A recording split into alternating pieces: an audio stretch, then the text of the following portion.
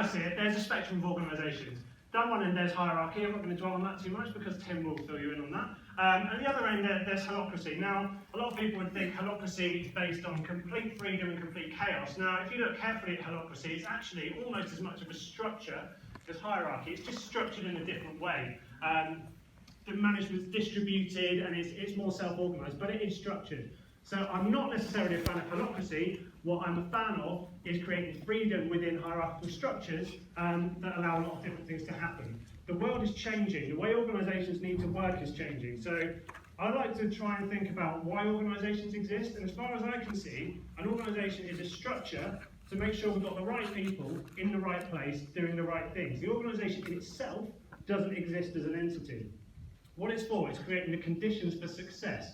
So to understand success, we need to think about what is success in the modern world. Now, we've moved from an age where it's A to B of the product life cycle. So if you think about companies who've disappeared, like Blockbuster, they were about renting videos and then DVDs, but it was about the physical renting of the product, and they disappeared because they didn't evolve their product.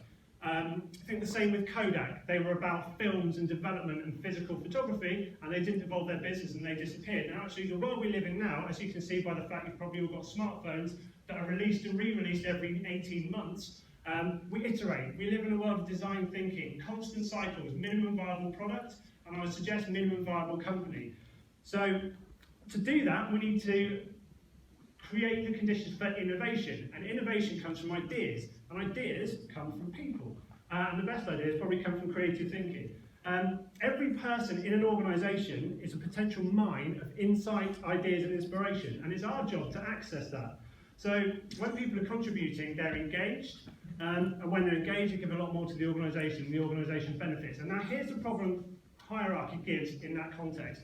It's two triangles. So the number of people, the people with everyday insight and connection with customers, with the actual day-to-day of doing in the organisation is more at the bottom. And then you go through the levels of management, of hierarchy, of reporting, of seniority. But the majority of the power rests at the top. So decisions are made by the few, and they wield the power, where the information required to make the decision sits at the bottom.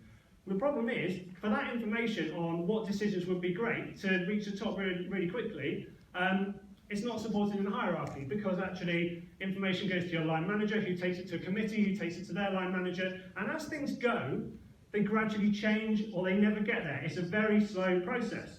And that's why Instagram with 13 people could do what Kodak couldn't do with 42,000 people. They could survive in the photographic industry. And the same with Netflix and Amazon. It's not because of the power of those 13 people, it's actually because they were plugged into those people and allow those people to contribute in a different way. So it's balancing flows.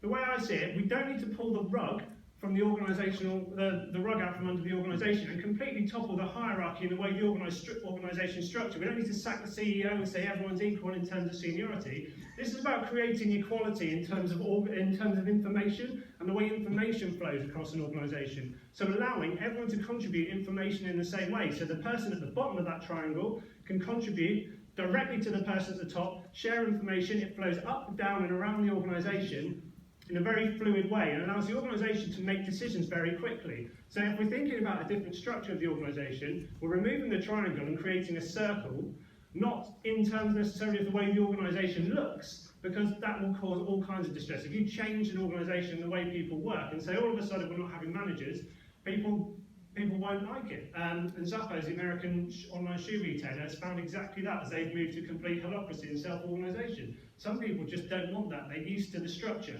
Now, what we're looking at here is people. The whole focus on this is people, because actually, if we're talking about information and communication flowing around organisations in a new way that supports innovation and the generation of ideas, all of these things come from people, and it comes from people collaborating and communicating together.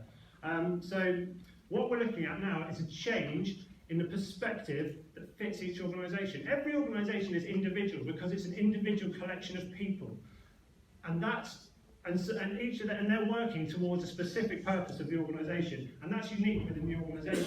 The balance of the structure and the way that communication flows is unique. So every organisation should start with a focus on its people and how to connect with them, not starting with the structure and then how to allow freedom within it.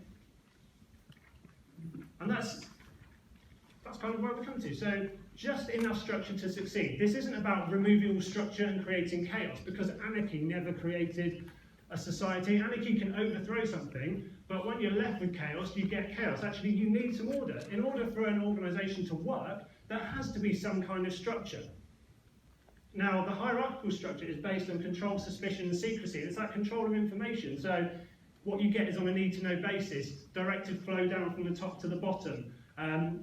You're viewed with suspicion, you're continually performance managed against a very tight set of tasks within your job description, and you get things on a need-to-know basis. Now, holocracy, or not necessarily holocracy, a more open and free organisation is based on that freedom, openness and honesty, so everyone knows everything.